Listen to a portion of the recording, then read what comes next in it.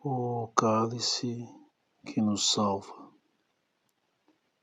Pregar as verdades do Evangelho de Cristo tornará o cristão conhecido, mas mal visto, principalmente por religiosos que pregam o Evangelho para agradar as multidões, distorcendo as verdades de nosso Senhor, alimentando os fiéis com profecias que são ensinados a viverem buscando promessas terrenas.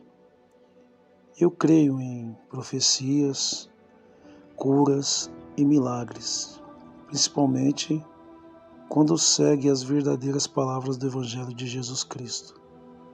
Mas muito mais do que isso, devemos instruir as pessoas nas verdades do Evangelho, para estarem firmes quando uma profecia não cumprir por ser falsa. Estarem firmes quando uma cura ou um milagre não acontecer, porque quem determina quem vai ser curado ou não é Deus. Porque há muitos questionamentos, alguns são curados de enfermidades que levariam à morte e outros não são curados e morrem. Será que o que foi curado é porque teve mais fé? Ou Deus o ama mais do que o outro que não foi curado e morreu por falta de fé? Deus opera com seus desígnios e propósitos. O que morreu teve o seu tempo. Uns alcançam a libertação da alma, porque a carne e o sangue não podem entrar no reino dos céus. Outros passarão a vida toda rejeitando a Cristo e o seu tempo acabou recebendo o salário do pecado, que é a morte. Outros são curados milagrosamente, não porque Deus ama mais ou porque tiveram fé, mas porque ainda não chegou o seu tempo, porque todos nós um dia iremos morrer. E está escrito que Deus não faz acepção de pessoas. O amor de Deus é igual para todos, mas alguns são curados para ficarem mais um tempo na terra, para ver se arrependem de seus pecados e melhorem suas atitudes através de Cristo.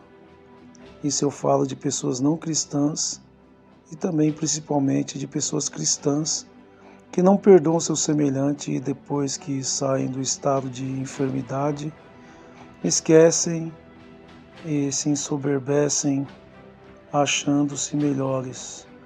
Não se arrependem e seu estado se torna pior do que o primeiro. Muitos não serão salvos por causa de sua soberba, que é o orgulho próprio. Mas aos que entenderam minhas palavras, farão a diferença. Você não é melhor do que o que morreu. Você precisa aprender a se contentar com o que tem e valorizar o que realmente nos santifica, que se chama perdão. Somos purificados quando perdoamos os que nos ofendem. Em 12 de Atos dos Apóstolos, é pregado nas igrejas somente a libertação milagrosa de Pedro por um anjo e a morte do rei Herodes, profetizando que muitos serão livres, como o apóstolo Pedro, e os maus morrerão, como Herodes, esquecendo ou dando pouca importância à morte de Tiago, irmão de João, morto à espada. Naquele dia, não era chegado a hora de Pedro morrer, mas chegou a hora de Tiago, e isso não é porque Deus amava mais a um do que outro, ou porque um era melhor do que outro. Tiago havia cumprido sua missão cristã na terra e teve que beber o cálice de nosso Senhor Jesus Cristo, chamado morte, pois este cálice é inevitável.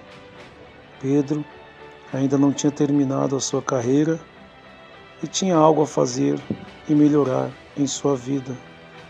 E soube aproveitar esse resto de tempo em sua vida, anunciando e vivendo o Evangelho de Jesus Cristo. Pois quando foi preso novamente, o anjo não o libertou porque havia chegado a hora de beber o cálice de nosso Senhor Jesus Cristo. Sendo assim, o apóstolo morto em uma crucificação. Assim, a morte é inevitável, mas pode ser vencida se vivermos nossa vida terrena com Cristo. Existem dois tipos de cálice: o cálice do Senhor Jesus Cristo e o cálice dos demônios. Não podeis beber o cálice do Senhor e o cálice dos demônios. Não podeis ser participantes da mesa do Senhor e da mesa dos demônios. 1 Coríntios 10, 21. Deus não divide a sua glória. Não podemos servir a dois senhores. Quem está dividido não pode beber o cálice de Cristo e receber a vida eterna, pois está enganando a si mesmo, bebendo também o cálice dos demônios, que embriaga com os prazeres momentâneos desse mundo, o qual o levará para a morte eterna. Esses serão vencidos por não terem a marca de Cristo, chamada renúncia aos prazeres do mundo, sendo assim lançados no inferno e no final no lago de fogo, onde Satanás, seus demônios e seus seguidores que pregam mentiras serão destruídos para sempre. Termino com uma palavra que deveria ser sempre anunciada nas instituições religiosas: arrependam-se antes que venha o dia terrível do Senhor, julgar os vivos e os mortos. Amém.